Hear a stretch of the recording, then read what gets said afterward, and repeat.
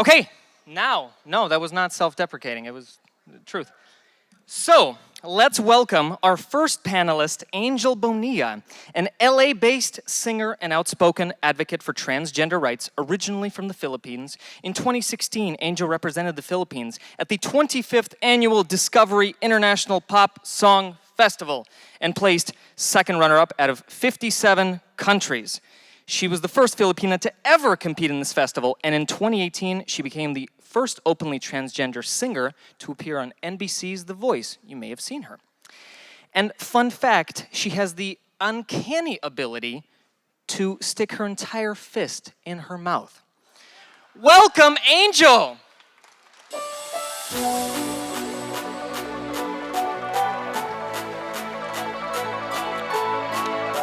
Up next is a YouTube commentator and trans activist who strives to bring acceptance for transgender people in society. Theron Myers strives to discuss relevant social and political issues from a standpoint which is not encumbered by right and left-wing ideologies. Now, during the last panel, I revealed that Clay was the most African-American person at the conference, and I was recently told behind stage that that was fake news.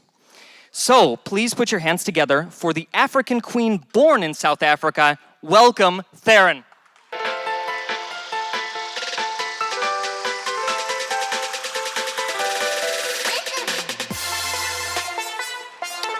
Our final panelist is a YouTuber and conservative political commentator. Blair White is best known for tackling controversial topics on her channel from the unique perspective of a conservative transgender woman. With a channel that is nearly 3 years old, Blair has built a huge following discussing topics such as feminism, gender politics, and Black Lives Matter. She is a triple threat, drunk, high, and quite possibly pregnant. Welcome, Blair.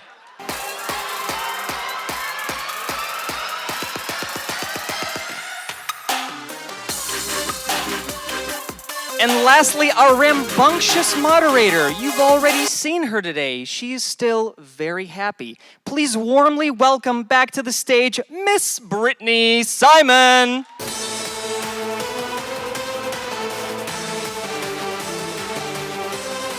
Oh, and if you can tell by the props, this panel's about to be lit.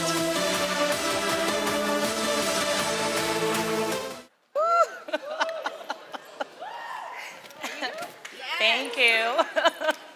There you go. Here, give this to her. Okay, here. All right. Can everyone hear me okay? Yeah! Is mine on? Is yours? No, say something. Hi. It's not on? It's not loud enough. Can you, well, I don't know if your straps are covered by your hair. No. I think it's a matter of it being too far from your mouth. Can someone come help me? Yes. Wait. Oh, wait. Hi. Is that working? I don't think you have to put that near your face, though. Yeah, hold on. Talk. Test. Testing. Testing. Yeah. Okay, cool. Yeah? Okay. Well, everybody, hi again. Cheers. We have a fun panel, obviously, starting off with some shots. Very that. Okay. Do a little warm-up, ladies. So today we're going to talk about trans activism. We have an awesome, diverse panel because we're talking internationally here, which is exciting for me, I think, especially since I mostly know American trans politics. So I feel like I'm even going to learn something as a moderator, which is kind of cool. And the first thing I want to talk about, I just want people to get a little base for everyone's personality and background. Can you explain to the audience how being trans actually impacts your daily life? Because I think some people might not know how that might work out, and maybe it's different for all three of you, and I think that would be a good place to start. What do you think? Theron, you want to start? We'll go in a row. Let Blair start. Okay, Blair. It doesn't impact my daily life at all. Like, Okay. it literally never comes out, unless it's on the internet, which then, of course, it's new for everyone, but not in real life. Okay. Angel? Well, of course, there's, it's going forward, but there is some discrimination. Especially, I'm in the music industry. This is what happens to me in Hollywood because before they see my talent, they will judge me as my personality or as my gender first, as a trans. And I'm an artist that just so happened to be a trans. Right. Yeah, so being trans doesn't necessarily affect my everyday life, but there have been certain things that I've had to experience that leave like a subconscious effect on my daily life. Like I have definitely been like bullied and stuff. But that was more like early on in my transition. But like the more you kind of start passing, it becomes less of a problem. Right. So I'm probably at the same point at this point where Blair is. Right. Yeah. So, okay, as activists, if it doesn't affect your daily life now, and you've reached that like beautiful moment where you're like, look at me, I'm wonderful, I've reached this joyous inner peace, how can you as activists help people who might not be there yet? What are some of the methods that you use to reach out to others? I mean, I'm not an activist per se. Okay. I think that what I've done on my channel, especially in like a year or so recently, is I just live my life, and I think that that's honestly the best form of activism that there is. I think that just people being able to view my life, you know, I've documented my transition, so obviously the trans-specific stuff, but like just showing videos of like me and my fiance, or me and my dog, or me doing whatever, along with the more serious stuff, but just me being a person and just showing more than just the two-dimensional view of what a trans person is that people typically, you know, see online. Yeah, absolutely. Angel? Well, I always suggest to my fellow sisters to finish your education. I believe that education is the best foundation. Of course. If you have the proper education, the proper knowledge, like you have the confidence to be outside of the society and be, you know, to work, to be successful, and to contribute for the community. Absolutely. I love it. Theron? I always, especially recently, I've tried to be a lot more aware of other trans people's experience, because I know it's very different from mine. And also what it's like, because I've lived in Canada for 7 years now. I was not trans in South Africa, but I have trans friends in South Africa, and it's so much harder. And I always have to remind myself that, you know, when I make YouTube videos, when I comment on things, that it really doesn't only affect my immediate space. It doesn't only affect the US. It really affects the whole world in a sense, because the whole world can watch it. Right. You know. So recently, I've really taken the time to listen to other trans people, and in that process, conduct myself online in a way that takes that into account. I love it. So can you guys hear me if I sit all relaxed like? Yeah? Okay. So I'm curious, and I know we kind of talked a little bit about what we want to explore here on stage since we only have so much time, but I'm wondering, since we are in the public eye, you are on YouTube, and I know that at times you might have done polarizing content, or people made you sort of like, maybe thought of you as a token, and I just wondered, what does that feel like as a trans woman? How does that translate? How do you cope in your daily life, and how does that affect your relationships? Because I've loved your content recently. I think it's so important to show everyday life, because we're not always living polarized existences. So I'm curious on how that's sort of brought you to the place you are now, if you talk about your online experience. So how do I feel about being a token? What do you mean? Oh, well, you know, sometimes on the internet, if you talk about politics and you're a tokenizing minority, people will see you. They'll put you in a box. They'll say, Oh. you know, that's that person, and she says this, and therefore, you know, and I'm curious if that's, I guess, given you input on your own existence, and then how you translated it into who you are today. Does that make sense? Yeah. Cool, okay. I often say I think people take me like too seriously and not seriously enough at the same time. Like, I feel like if you hate me, there's nothing I can ever do to convince you not to hate me. If you like me, then I can probably do a lot of stuff and you still like me. You know what I mean? It takes a lot.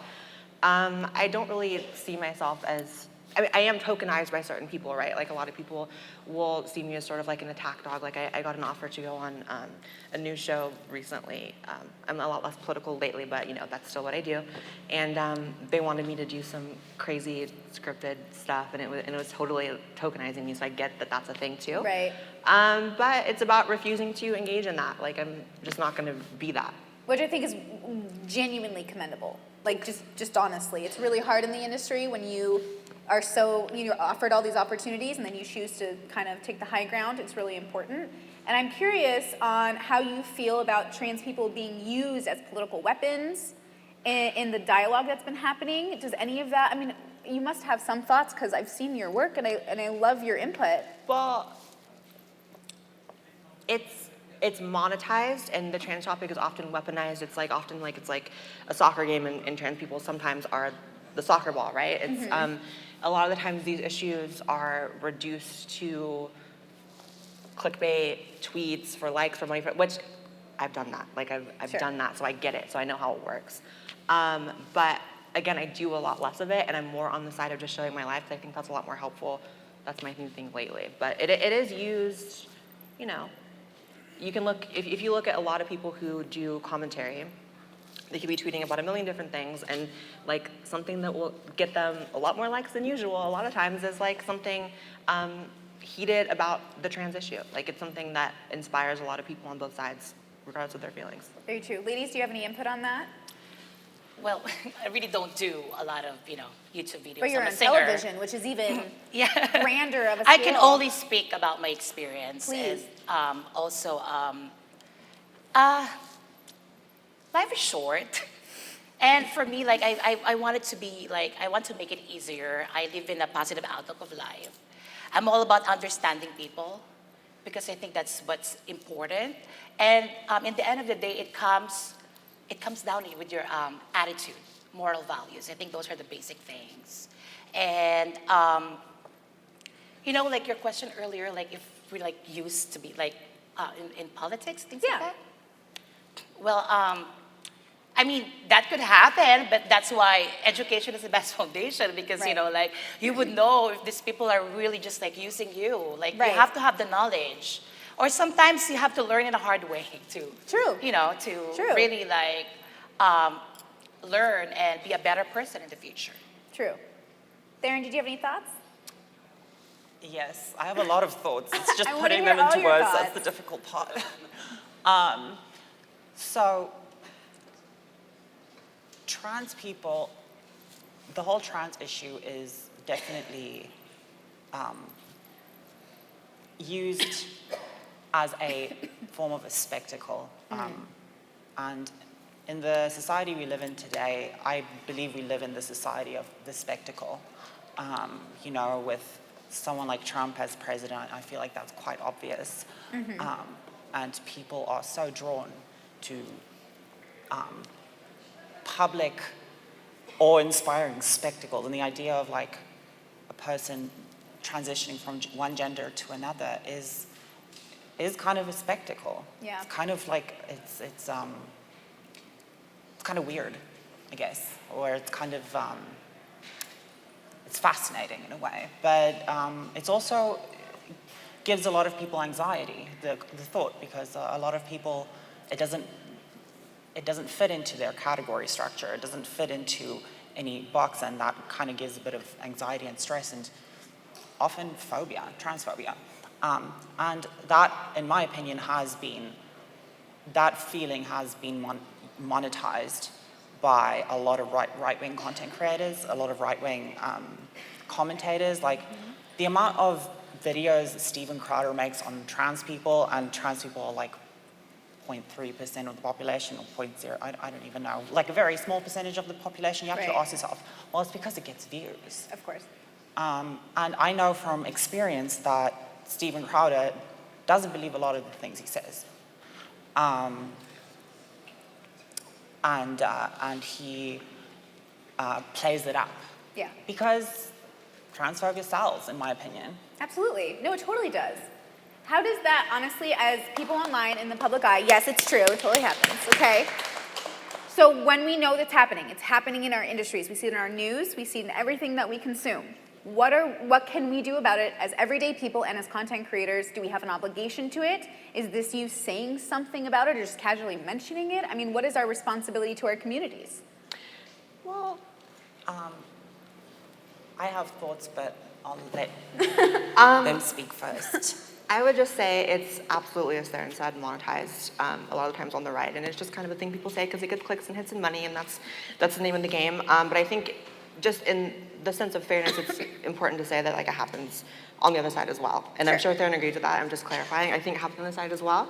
I think that it's very popular and it's very trendy to be very emotionally inspired by trans topics, and so I think it's something that happens on both sides, I'd say. Absolutely. It does. Darren, did you want to share one of your many thoughts? So I agree that it does happen on both sides, and the whole trans issue is on the left kind of, I guess, trendy, which is also not good. But I wouldn't say that it has exactly the same effect, because it's two very different things. I think it's kind of lifestyle marketing on the left, where on the right it's just selling bigotry. Not that there's not bigotry on the left. I'm just talking about like the marketing and the selling trans issues. My point is just that it plays out. I mean, I do think that a lot of how the monetization of trans people as a topic on the left also has hurt like trans people in many ways. It plays out. The dynamic is quite different. But what I wanted to say. What was your question again? We're talking about obligations we have as content creators or humans to help, boost our communities. Well, what I realized recently is it's really has very little to do with how rational or how well argued you are, and has everything to do with how things appear. It's not so much about what things are or what your rational, reasoned arguments are. It's about how you come across when you do them. It's performance art. Politics is performance art in our day and age. I've made a lot of mistakes in that regard. On both sides, like both, in ways that hurt like trans people. For example, I've made arguments online that I believe, but the way I presented them, I think had a negative impact. Okay. But I've also, like, for example, everyone makes mistakes on Twitter, but I've made many mistakes on Twitter, and I have, tweeted, like, heated tweets at, like, Ben Shapiro, and, like, that doesn't help either. Yeah. Right? It just feeds the spectacle. Right. Because that's what Twitter is about. They love a fight. And that just feeds the Twitter machine. Mm-hmm. It doesn't help trans people. It doesn't do anything. Mm-hmm. It just makes you look bad. Yes. Right? No, I feel you. And so I'm a lot more conscious about how things appear. I'm not even so much, I've thought of all my arguments and everything, it's all there. But like now I'm focusing on what things look like. Yeah. Yeah, So no, I dig it. yeah. I really do. And Angel, for you, you were on television. You were the first woman, first this. And when you're the first, it's a great feat for activism in a lot of ways, but it's also a heavy burden. And I'm curious if in that process of being this person, did you feel like a heavy burden in carrying this weight? Were you able to ride the wave with greatness? Did you feel that you were ever tokenized or used to sell a TV show because of your identity? It's Hollywood. Oh, okay. It happens to normal people, like whether you're a trans, gay, lesbian, straight man, straight girl, whatever. Like, it's Hollywood. Yeah. It's just a matter of how you handle it. That's why you really have to learn your environment. Yes. So you really have to have enough knowledge before you say yes and do things. For me, I will just take the opportunity because this is the opportunity for me to have some positive feedbacks about trans community. I am there to sing. Yes. So it's a great thing for me, and I'm pretty sure, like, I hope that, that I pretty much like inspired some, trans woman like me who's struggling, and I'm just so happy that my father was there. It was featured on my episode that my father was really supportive to me. I think that's a great thing that you should support, like your trans daughter, because Absolutely. because like I'm the living proof. My father, I grew up with love, but look at me, like I'm accomplishing things that is very impossible. But because I believe that when you follow your heart with persistence and not giving up, everything is possible. And I do believe in that, I love slogan it. of mine. I love it. So, okay, these are all positive, really amazing women on stage, right? And you're sitting, hello, I feel like I got really loud. But we're facing an interesting society that we're dealing with, especially with social media. And I wondered, since we have like a conservative, and I don't quite know there where you're quite landing right now, and Angel. I don't either. Okay, that's great. That's wonderful. I love the process. The process is I'm just vital. me. I love it. So what impacts do you think, positive impacts, that we can encourage and send out to young trans kids or young adults or people who are living these lives, and how can we translate it to other cis communities so we know that we just want inclusivity, we just want people to get along, and we want it to go swimmingly, and what kind of tools can we give society to kind of make that happen? I'll answer as far as trans kids. And I think this is honestly a message that speaks to everyone. I don't think this is super trans specific, but I think that what I wish that I would have been told when I was young and like figuring out who I was, etc., would have been to trans kids is like what you are and who you are is something that can quite possibly hinder you in life, and that instead of seeing, the roadblocks that will come or the obstacles, don't see them as roadblocks and obstacles, see them as mountains to overcome, because when you do overcome it, it's the best feeling ever. I think just knowing your truth and assessing your situation and knowing that like, hey, what I am might require me to work a little bit harder in life. And I think that you should choose to be up to the challenge and just work really, really hard to be who you are, I come from, not a poor family, but a family that wasn't rich. I come from an area where no one was accepting of me and who I was. And I've worked super, super, super hard to get where I am. Not that I'm at some crazy high level or anything like that, but I think that just hard work is the most important thing when you're young and you have stuff coming up that's gonna hurt you. I love it. I love it. Yeah. Angel? So for me, I think first of all, we really have to understand first like the issue of a trans community, which is like work, housing, and violence. Yes. So these are the issues that we all have to cope up, and that's why I actually have an event once a month in LA. It's Girl Talk. So I kind of like teaching them, like what are the proper things, requirements to get jobs, to be ready in society, things like that. And like I'm gonna share this because it's really like killing my heart that. Sometimes when trans women experience violence, I just hope that the law enforcement and the legislator will, treat us same as a cisgender. Of course. Because right now I think it still need a lot of work. And those are the things that I'm trying to really talk about in my event, and just help my community to be a confident and knowledgeable human individual. I love it. I love it. That's good.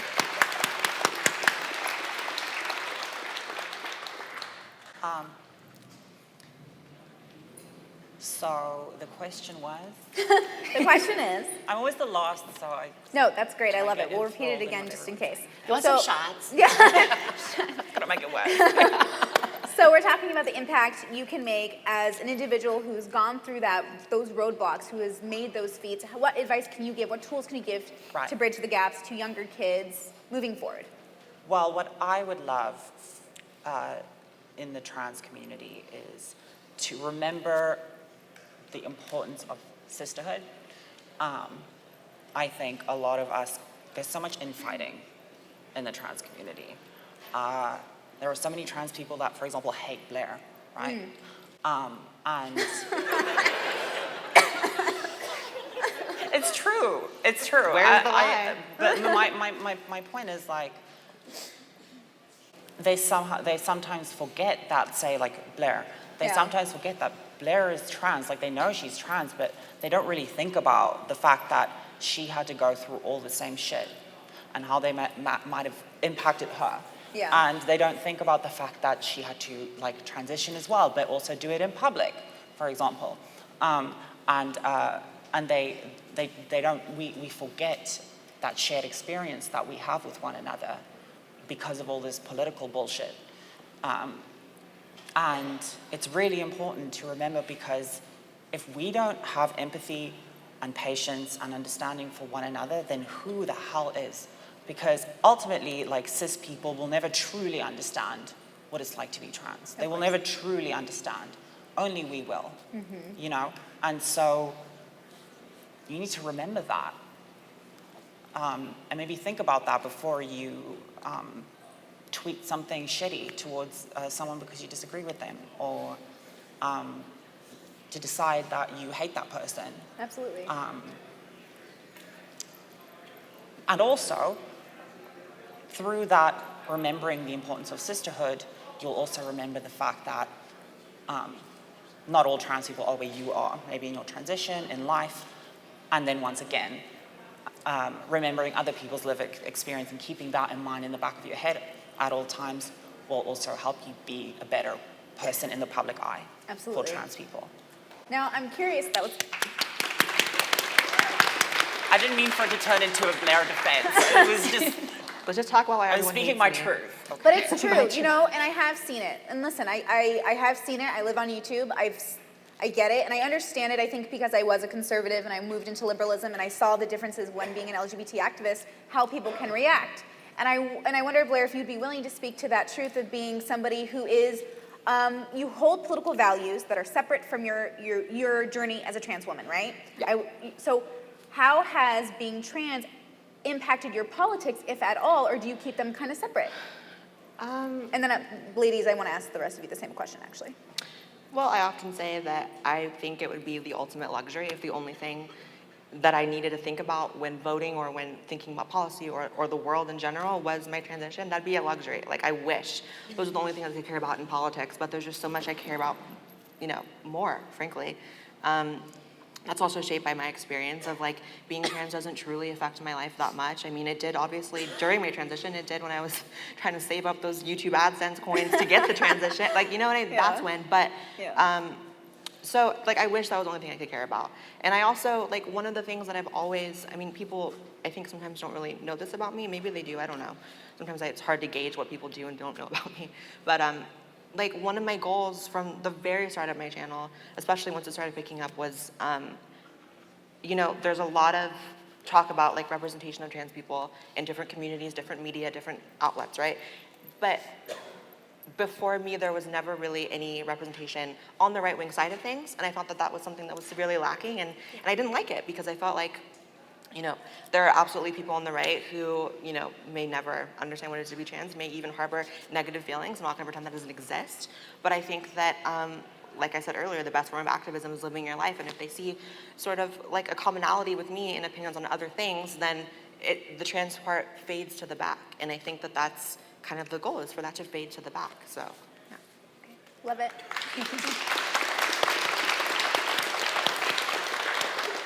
Angel, did you want to Can answer? you repeat the question again? Okay, Sorry. I'm curious on how you separate either your politics and then your journey as a trans woman. Do they impact each other? Is the fact that you're a trans woman, does that impact your politics? Does that decide how you end up finding yourself? I hate politics. Noted. Noted. I hate it. I think it separates people. Yes. I just hate it. So two things that I hate is like religion and politics. It divides people. You know, here's the thing. I'll make it easy. Like, if your goal in life is to help, not hurt each other, if you want to spread kindness, because you can never go wrong with kindness, then I'm with you. That's my politics. But, you know, is it like affecting my, you know, being transgender? Of course. I mean, like, there's a lot of people are, you know, curious about my beliefs, and people think that I'm just like playing in the safe side. You know, like, you know, I live my life in a very positive outlook of life, and I just want, you know, to attract positivity. Like, I hate negativity. Life is short. I enjoy my life. I'm a trans, and I'll just live my life and try to at least like make difference in the world. That's what I'm gonna do. Yeah. Yes. I love this panel. I love this panel so much because it just feels like a lot of love, and I'm getting it all at my direction, like all of it. I love it. I love it. So Theron? How my being trans affects my politics? Well, it does. It definitely does. But I don't think it's the thing that it influences my politics the most out of everything. But I guess in some sense,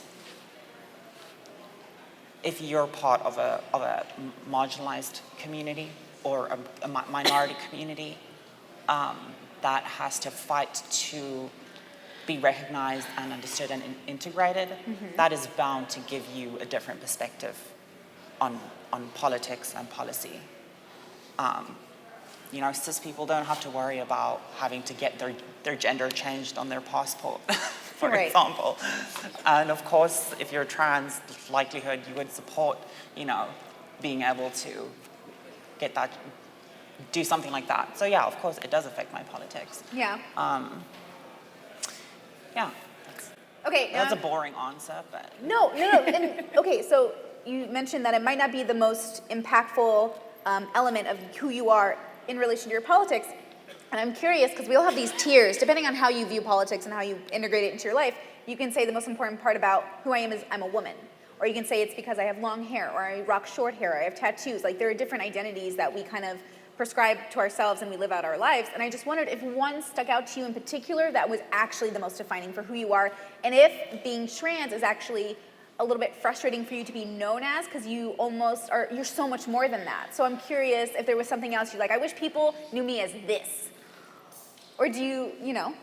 Well, I have no issue with being known as someone who's trans. I think that it would be ignorant to pretend like I haven't profited off it or built, you know, something off of it. So there's that. But when I think of, like, when you were saying your question, the first thing that came to my mind is like what I want to be known as is just a good person to the people in my real life. You know, I think that sometimes we get caught up in like trying to prove to militias of strangers online that we're decent human beings and whatever. But I just want to be a good friend, a good daughter, a good, you know, fiance, all of that stuff before anything else, really. Love it. Love it.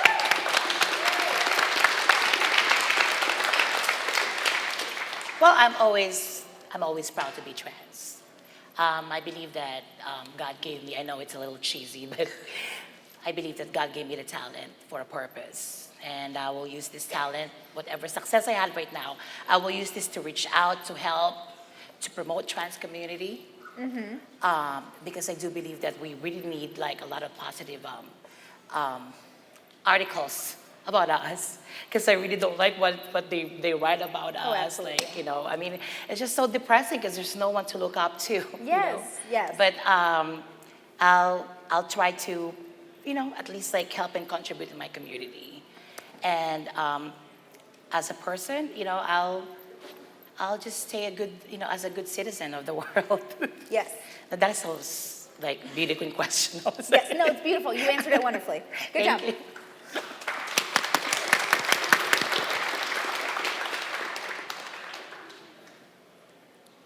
One thing, like something short that defines, that kind of encapsulates who I am, like at my core, I think that would be, and this is not really something that comes across very much online, but I care a lot about friendship. I'm a very loyal person, and friendship is so important to me. It's like, to me, a foundational building block. Yeah, that's... I love it.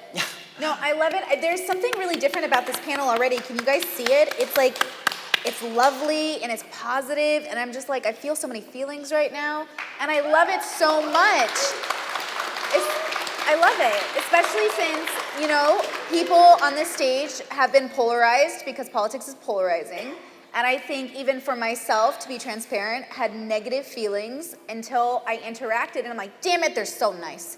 And the thing is like, that's kind of the reality, is that they are fucking nice. And we need to acknowledge that people are just more than what they offer sometimes in the public sphere.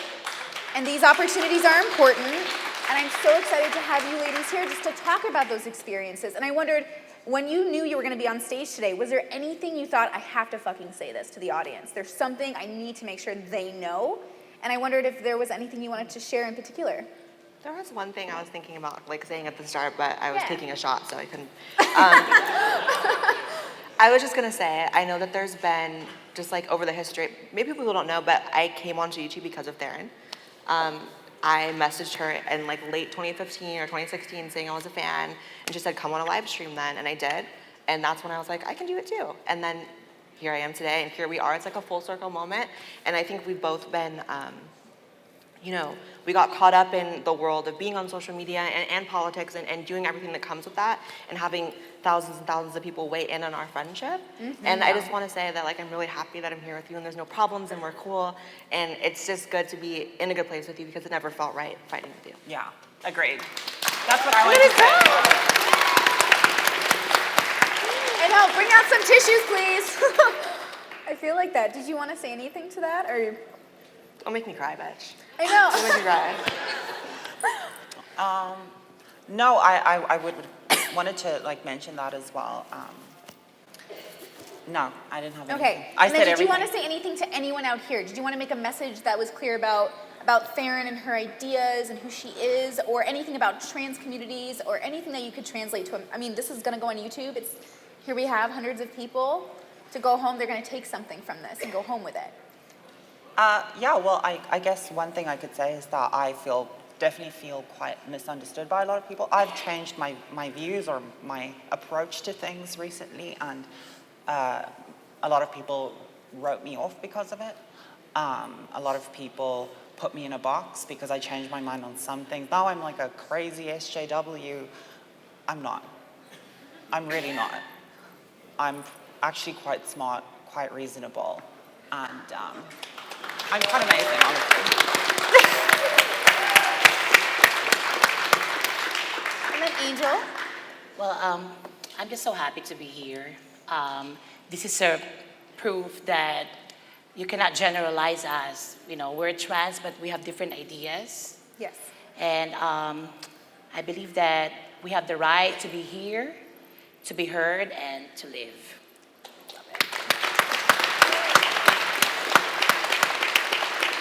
I love it so much. So moving forward in terms of activism or politics or space in the public eye, I'm curious on some of the ways if you don't mind getting a little personal, because I kind of feel like that's where we're headed. But I kind of want to talk about just balancing the mental health, if you don't mind, of balancing that public eye, your private life, your experiences. Like, what are some tools that you have created? Because you must have something. Give me something. We need help. We need tools. I need help. Okay, so I felt like when I first started doing what I do, you get like a high from it. It's a rush every time you post or read a comment or see a like or whatever. And so the negativity that often is attached to being in the public sphere, it doesn't affect you. It's like a force field around you, and it's actually amazing. It feels great to just run around, do what you want, and no one can tell you anything. But then eventually, I think that bubble kind of pops. So that popped for me about a little less than a year ago, and suddenly I found myself really caring what everyone had to say. And the funny thing is, it sounds kind of bad, but you care less about someone saying you're amazing and you're awesome and you're smart and you're funny than you do you're disgusting and you're ugly and you deserve to die and you're hateful, whatever. You know what I mean? Yes. Those affect you so much more. For me, there's a lot of studies on social media and the negative impacts that it has on mental health, and how it's really bad for a person's self-esteem, their self-image, everything. But those studies are done on people who are checking Instagram on their lunch break, or they're just on it for, when you do it for a living, I think it's a whole different ballgame. I think the most important thing for me has been, first of all, unplugging. Like, if something's upsetting you, just go for a walk, go play with your dog, do whatever you want to do. And also surrounding yourself with people in your real life who are not impacted by what the public may perceive you as. People who see you for you and not for, again, the two-dimensional view that people have of you when you're on the internet. I don't have a ton of friends, but the friends I do are the ones that a million people can be in their head saying, don't be friends with her, don't talk to her, she's disgusting, and it doesn't affect them because they know me. So just real people, and that's again why I'm glad that me and Theron are cool, because she's one of those people from the very beginning. So yeah. Love it. Did you want to jump in, or should I go to Angel? Angel can go. Okay. Okay, well, what's your question again? I'm so sorry. We're talking about how do you balance the mental health aspect of being in the public eye, people coming at Okay, you, and then how do you remain positive in all of that? Well, I'll share you a story. When they Love it. aired my episode at The Voice, there's this guy, like this troll, like telling me that he will capture me and he will kill me and, you know, like I'm crazy, like I don't deserve to live. And I just told him, go fuck yourself. Oh my God. I mean, like, it's just crazy. I mean, to be honest, like, thank God that I have a strong personality. I have a strong family support. And also, I'm so lucky to live in LA. And you know that, because in LA, we have a lot of supports, like counseling, medical, things like that. So we have everything, and we have, like, at least, like, some sisterhood. And, you know, it's just, you know, it's tough, but you know, I stand with my principles, with my beliefs, and I kept praying wherever I believe in. Like I kept praying. That helps me a lot. It it makes me a better person, and I guess like, you know, just like don't mind it. Like you cannot please with people. You can never win with people. Shots help. Yeah. And alcohol. Do you want one? Let's do it. We're taking a shot break. Everybody hold on. Can y'all pour me one? Blair. The perfect time for me to come out. It was amazing. Really? You're not going to let Theron answer? Are you okay, baby? Drop the mic. Drop the Technical mic. error. Just give Blair. Just give this to Blair. Just take it. I've been backstage. most Which real drinking games have panel. they been playing? Okay, wait. Does Theron want to answer just really quickly? Like, what are just some positive tools, some affirmations you can give people to remain positive with the struggles of mental health and online activity? I don't have fashion type, so I am very nervous wearing That's this dress. totally okay. That's totally okay. Okay. Well, the question was, okay. How do I deal with it? Okay. Who are those people talking? Why is it loud? It Too is many very shots. loud. Okay. Oh, okay. I realized that Twitter is trash, so delete your Twitter. That's is the first thing. And God, I had so many things to say. That's and now okay. I can't remember it. No, just give me a second. Okay, okay. You want to take your shot first? Yeah, let me take my shot. It'll come to me then. It is a memory retention tool. I love our panel. I love it too. All right, okay, so I think it's, people often say, oh, don't care about the comments. These are just random people. Don't care what other people think of you, blah, blah, blah. I think allow yourself to care because you will. Don't let it build up. Have a good cry session. Just let it out. Surround you with people who you can go to, talk to about these things. And hopefully those, and not those people just be like, don't care about what they think, or it's stupid. No, they should be like, yeah, that fucking sucks. You need people like that would like sit there and tell you, yeah, it fucking sucks. And what you have to hear every day, it sucks. Yeah. But that's okay, and just, you know, you need people like that I agree. in your life. Oh, yeah. That would have been a brilliant toast had you taken the shot after you said it. You need good But we did support it in your backwards. life. But let's go to Q&A Let's now. go to Q&A. Okay. Thank you.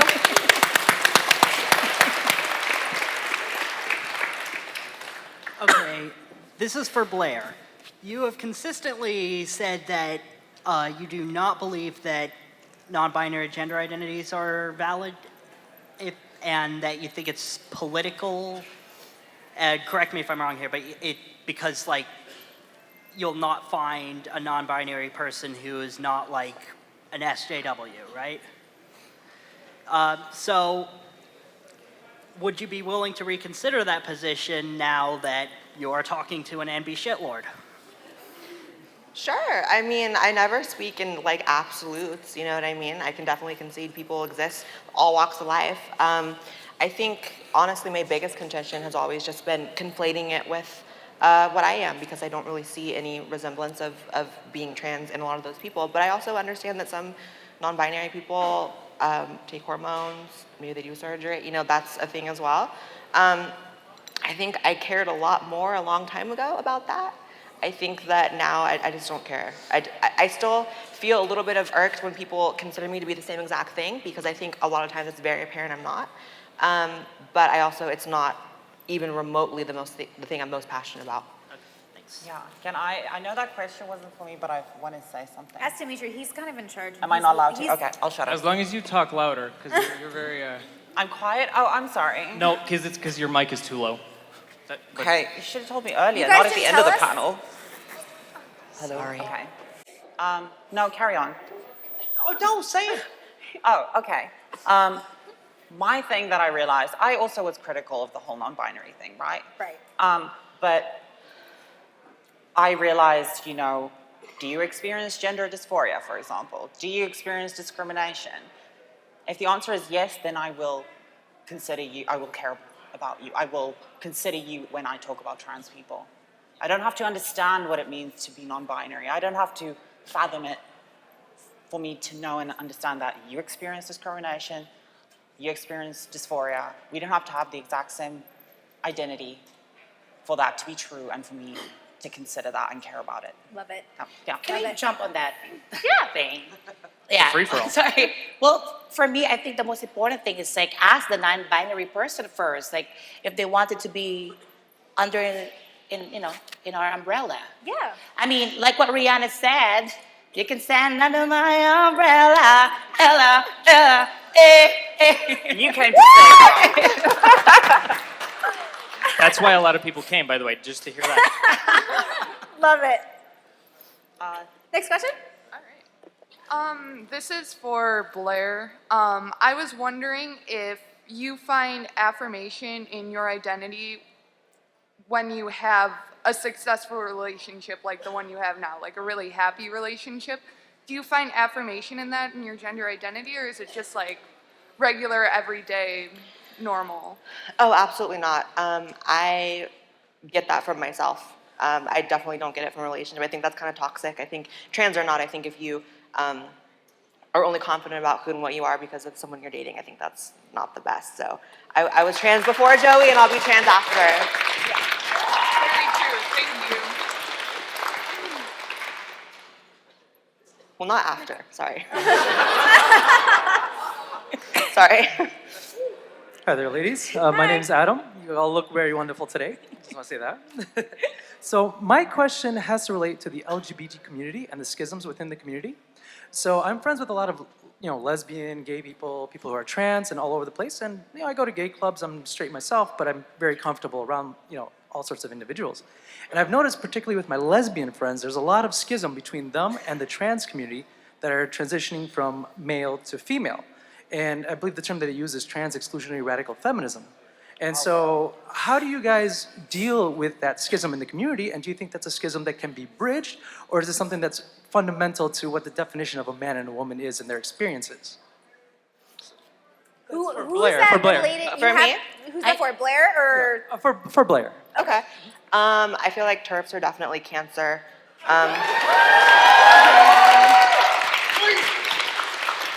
I feel like, I always. TERFs are cancer? Yeah. Turf. Yes. Delayed. I feel like there's something wrong with you if you literally base your entire identity around hating someone else. And I know that word's thrown around loosely, but in that case, they really do. Their entire feed is just constantly that. I will say that's also a group of people that I've never met one in real life. I've met a lot of other friend groups of people that I talk about, but never one of those. So they don't really affect me. Wonderful. Next question? This is to Miss Angel. You got to get all up in that mic. Oh, I Yeah. could just speak real loud if that's all right. That's Please. perfect. Okay, Miss Angel, I'm sure you're aware of the issue with Scarlett Johansson when she took on the role as a transgender gangster and how she got hated out of that role, or I'm not for sure entirely on that. I'm sorry. Can you make it louder? I can't hear Yo, you. yeah, you serious? Yeah. So with Scarlett Perfect. hot Johansson, mic, hot mic. 2 inches, 2 inches. That's what she said. There you go. Really? Really? Really? Oh. I think we're good. Okay, Miss Angel, I apologize for his rude comment. Moving on. You probably know about Scarlett Johansson getting hated out of her role as a transgender gangster. I'm just curious. Who is this? Scarlett Scarlett Johansson. Johansson, the actress. Oh, okay. Yeah, What she about had her? a role in an upcoming movie about a transgender gangster, and apparently it got so much hate because it was a straight woman playing a trans that it got taken out. Are you suggesting that only trans people can play trans, or should it just go to the best actress or actor? Well, for me, if you're gonna talk about me like professional like way, like if you're an actor, you have to have the ability to portray whatever they wanted, 'cause that's why you're an actor. So,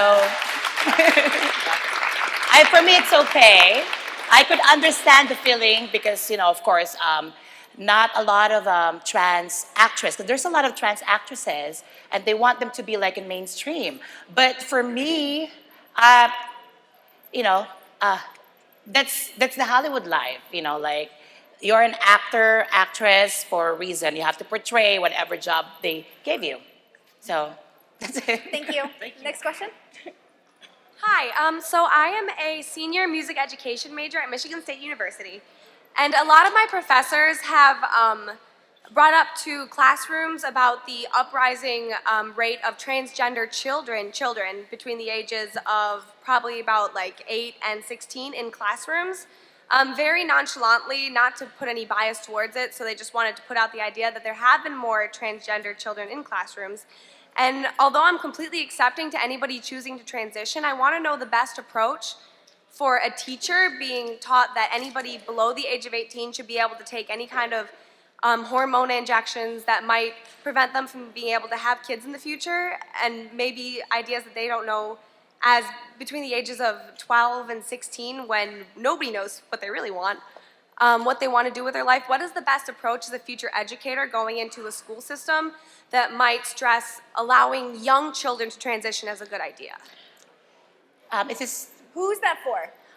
Well, I know a lot of Blair's ideas about this. I love you, Blair. Thank you so much. okay? Go Blair.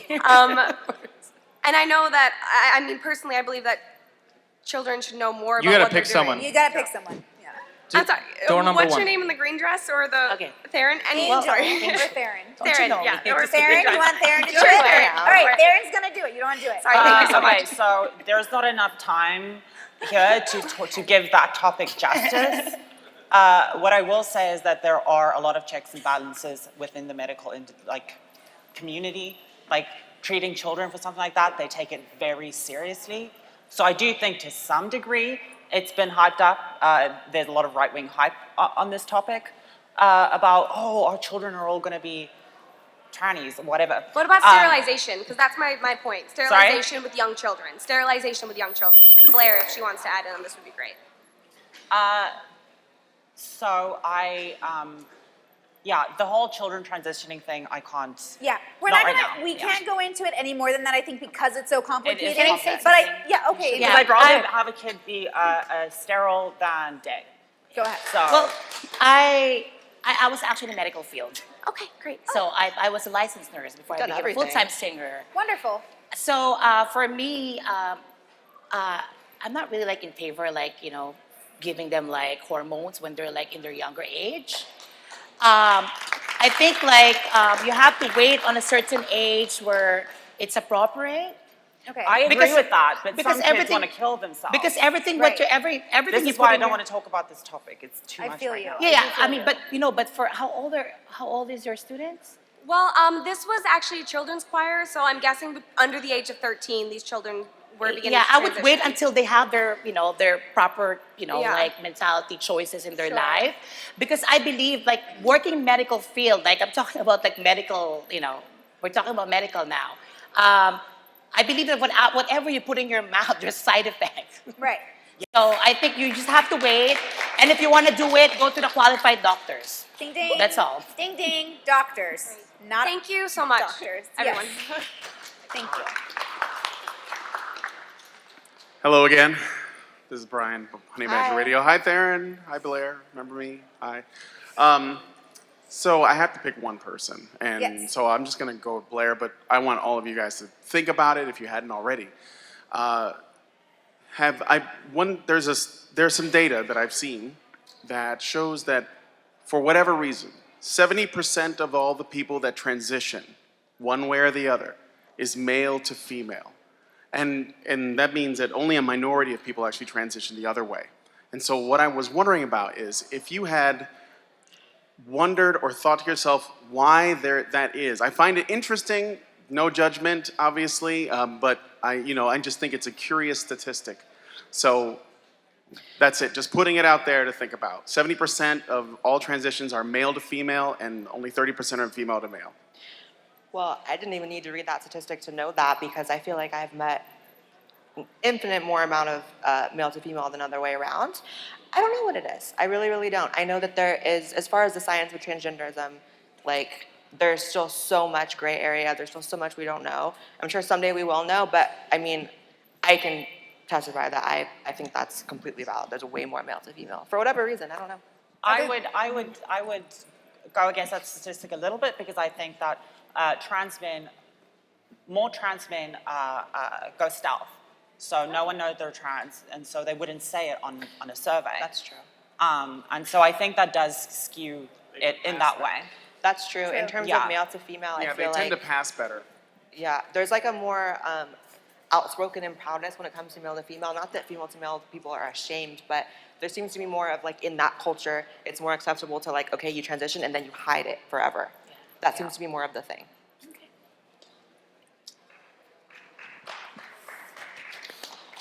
All right. Hi, welcome to Milwaukee.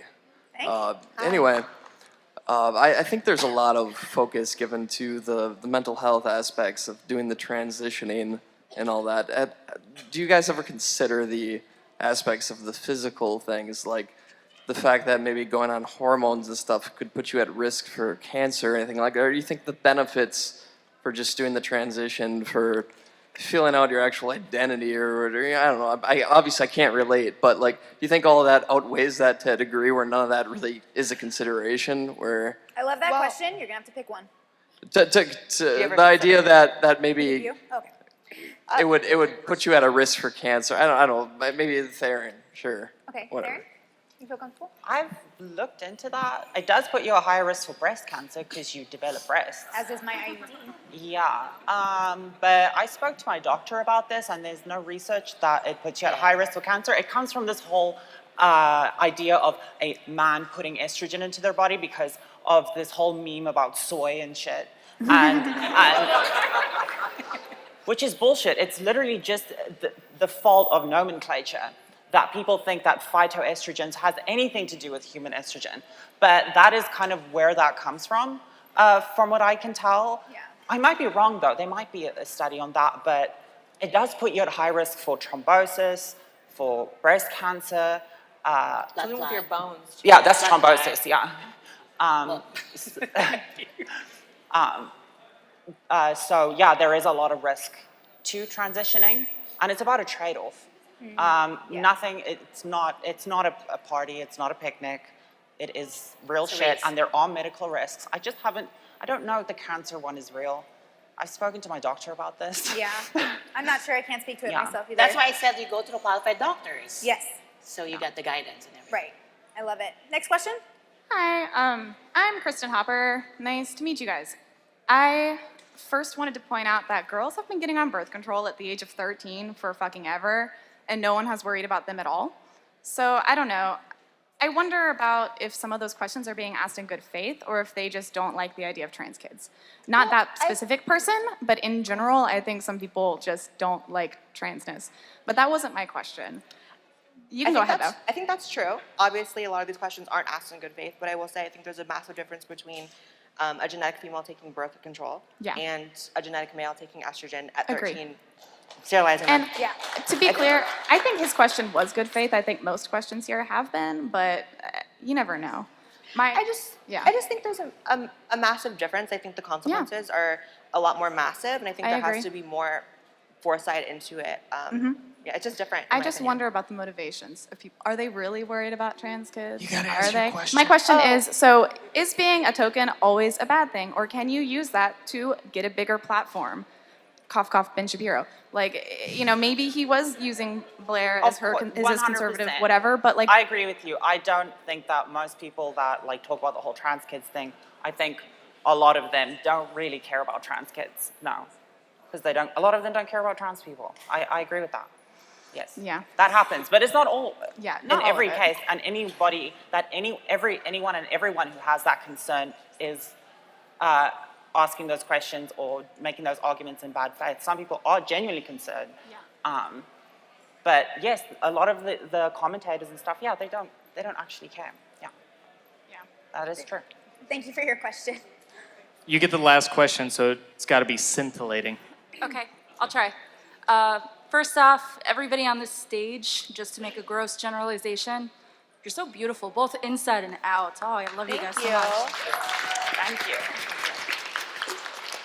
So, just wanted to know, these concepts are so loosely defined, and like, I can't make heads or tails of them.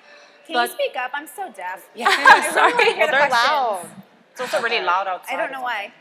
It's the door's open. Okay. So just these concepts are so loosely defined. What would you say is your definition of femininity, and what is your definition of masculinity? I'm gonna leave that to Angel. Or we can just get everyone to answer, and again, that'll be our last I can question. start. Yeah, Angel, go ahead. Well, I think femininity is like,